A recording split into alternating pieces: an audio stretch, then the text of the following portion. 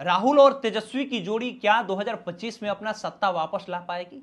क्योंकि 2005 से लेकर के 2025 का आप एरा देखिएगा तो लगभग 20 सालों में कभी भी तेजस्वी और राहुल की जोड़ी बिहार में पूर्ण रूप से सरकार नहीं बना पाई है।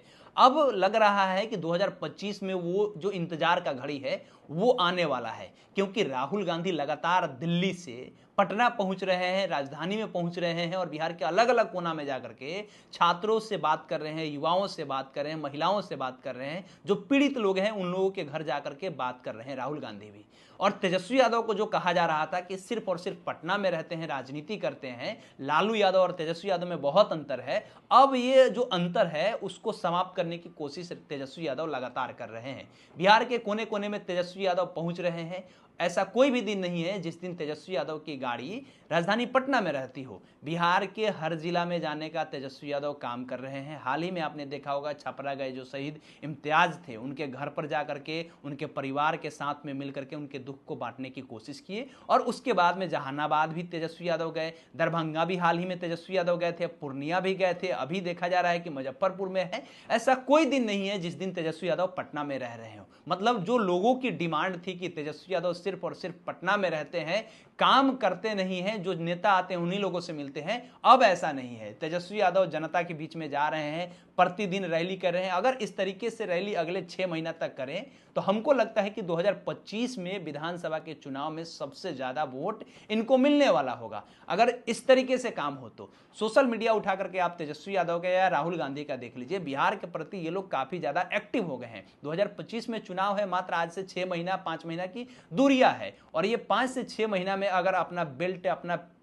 फील्ड तैयार कर लेते हैं, जनता के बीच में अगर एक मैसेज चला जाता है कि इनका माहौल बनने वाला है, इनका सरकार बनने वाला है, तो हमको लगता है कि ये बहुत बड़ी बात नहीं होगी। आपको हम एक दृश्य बता रहे हैं कि राहुल गांधी दिल्ली से पटना पहुंचते हैं और पटना से ये दरभंगा जाते हैं, दरभंगा एयरपोर्ट उतरते हैं, और उसके बाद जब दरभंगा के एक छात्रावास में जाने की बातें करते हैं, अम्बेडकर छात्रावास में दलित छात्रों की क्या क्या समस्याएं हैं, स्कॉलरशिप से लेकर के उनके पढ़ाई लिखाई के लिए पैसा आ रहा है कि नहीं आ रहा है, इस पर बात करना चाहते हैं, तो बिहार की जो प्रशासन है, बिहार की जो सरकार है, वो राहुल गांधी से डर जाती है और राहुल गांधी को छात्रावास में जाने नहीं दिया जाता है, अनुमति नहीं मिलती है। उसके बावजूद राहुल गांधी डरते नहीं है, वो छात्रों से मिलने का काम करते हैं। वो गूगल मैप पर देखते हैं लोकेशन कहाँ है, अंबेडकर छात्रावास के छात्र आते हैं और पीछे से एक दरवाजा होता है, उस दरवाजे से वो छात्रावास में पहुंचते हैं, छात्र वहां पर रहते हैं और उन लोगों से बातचीत करते हैं। यही नहीं, राहुल गांधी मंच पर एक छात्र को बुलाते हैं और अपने रिपोर्टर का काम करते हैं, एक पत्रकार के तौर पर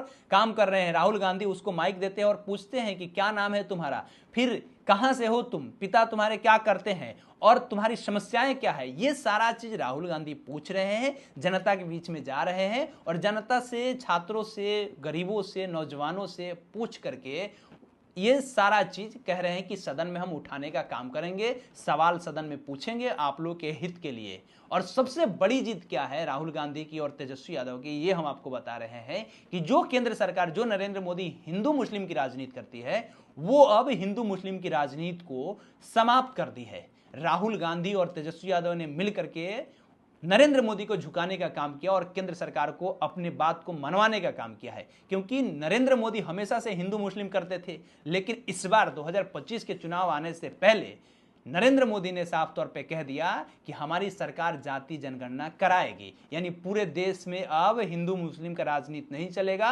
अब जाकर के पूछा जाएगा कि किस जाति से आप आते हैं, क्योंकि जातीय जनगणना अगर होगी तो इस देश की जो मूलभूत समस्याएं हैं, किस जाति के बारे में सबसे ज्यादा पलायन हो रहा है, किस जाति की सबसे ज्यादा समस्याएं आ रही है, ये सारा चीज अब उस जातीय जनगणना से तय हो जाएगा और इससे बहुत ज्यादा लोगों को लाभ मिलने वाला है। हालांकि केंद्र सरकार में जो बैठे हुए मंत्री थे पहले से, चिराग पासवान और न जाने कितने ऐसे मंत्री हैं जो कभी नहीं चाहते हैं कि जातीय जनगणना हो, लेकिन अब जब उनके आका नरेंद्र मोदी कह दिए तो ये सारे लोग अब शांत हो गए हैं। ये लोग कह रहे हैं, चिराग पासवान बिहार से आते हैं और दलित समाज से आते हैं, इन्होंने कहा कि जातीय जनगणना बेशक कराइए, लेकिन उसके रिजल्ट को पब्लिश आप ना कराइए, जनता के बीच में उसके आंकड़ों को पब्लिश ना कराया जाए। सार्वजनिक तौर पर अगर ये लोग जान जाएंगे तो हो सकता है कि भेदभाव बढ़ जाए और जिस जाति की संख्या ज्यादा है वो वर्चस्व अपना दिखाने लगे, इसलिए पब्लिश ना कराया जाए। लेकिन चिराग जी को खुद पता होना चाहिए कि जब वो आरक्षित सीट से चुनाव लड़ते हैं तो ये इस तरीके की बातें क्यों कह रहे हैं? इनके पिता शुरू से इसी चीजों को लेकर के आगे रहे हैं।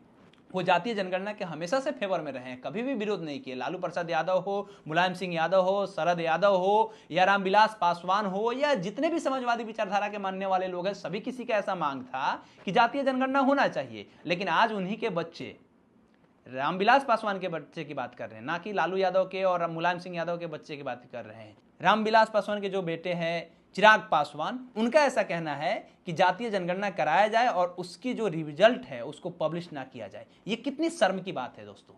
इस तरह से बेतुका बयान हमको नहीं लगता है कि एक केंद्रीय मंत्री को देना चाहिए।